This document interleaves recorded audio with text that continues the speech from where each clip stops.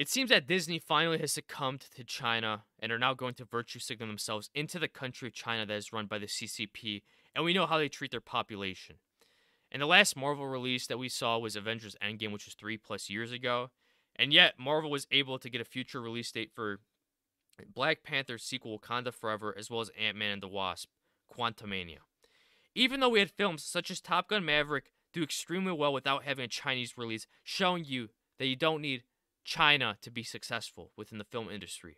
But then again, we see these corporations wanting to chase the money, even though we know that China tends to give an extremely low percentage of the box office revenue back to the studios.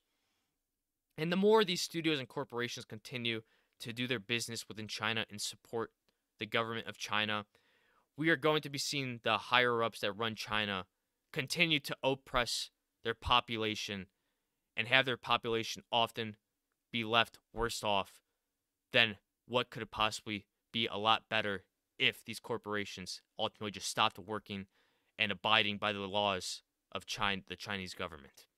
And it is of no surprise that it is very easy to get censored within the Chinese government, as they tend to focus on local content. So if you have anything that is anti-establishment in views, you are censored. Anything with LGBTQ+, you are censored.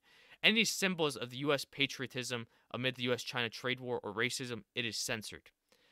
Now, I find it baffling that we're seeing these U.S. companies and corporations and studios continuing to do work in China, and they know that China hates the U.S. It is not the Chinese population that hates the U.S., it's the officials that are running the country that hate the U.S., and yet they are continuing to support them. And now we're starting to see Walt Disney Company and Marvel Studios having to educate their actors in order to placate the communist China. A new report claims that the Walt Disney Company and Marvel Studios will begin educating their actors and executives in order to placate communist China to ensure the release of future films in the country.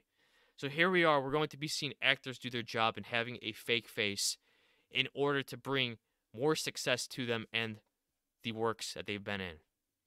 I don't know when integrity and dignity is going to start to come into play for these companies. They need to have some sort of moral standard and actually stick up for what is right and what they think is wrong. And in this case, we know China, the CCP is wrong, and yet they're continuing to support them and bend the knee to them. The report comes from the Hollywood Reporter Kim's Masters and Alex Weprin as they covered an investor battle inside the Walt Disney Company, putting current CEO Bob Iger against former Marvel executive Ike Perlmutter and hedge fund manager Nelson Peltz, who wants a seat on Disney's board. Now, the whole situation with Nelson Peltz is that he wants Disney to return back to their former glory. He wants them to quit all this woke bullcrap by the looks of it, from what I've read, and actually wants the company to start succeeding and being what great as they once were. And of course, Bob Iger doesn't want that. And we saw this.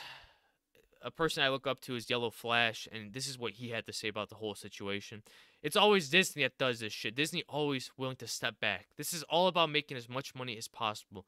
Yes, and they don't give a damn about their integrity or dignity, and they just want to make that extra money in order to make their films look just that much more better because of how much more money that they've made. And you know, I would rather these companies not do this and not bend the knee to this country because they don't really like us, he said. And that is true. And yet we are seeing companies within the U.S. continuing to work with China. And we also saw John Cena.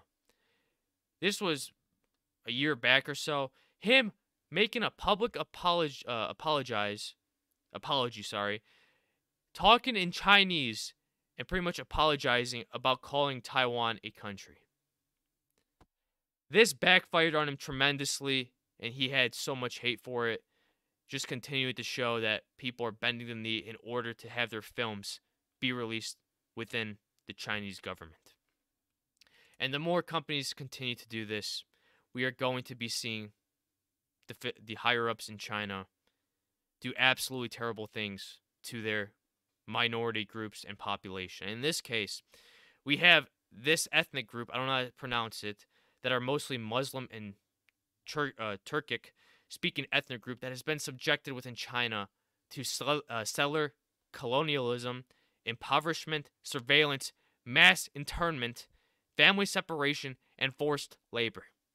This is what these corporations are supporting. And it is extremely sad to be seeing this. Anyways, I like to hear your guys' thoughts. If you guys enjoyed, please don't forget to subscribe, like, comment, and share, and I'll catch you on the next one. Bye-bye.